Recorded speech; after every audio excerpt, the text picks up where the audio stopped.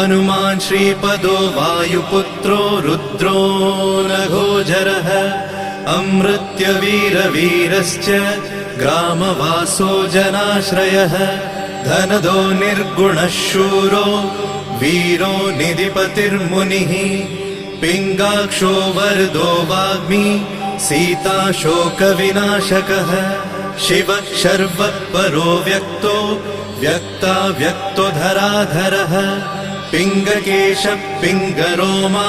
श्रुतिगम्यः सनातनः अनादिर्भगवान् देवो विश्वहेतुर्जनाश्रयः आरोग्यकर्ता विश्वेशो विश्वनाथो हरीश्वरः भर्गो रामो रामभक्तः कल्याणप्रकृतिस्थिरः विश्वम्भरो विश्वमूर्तिर्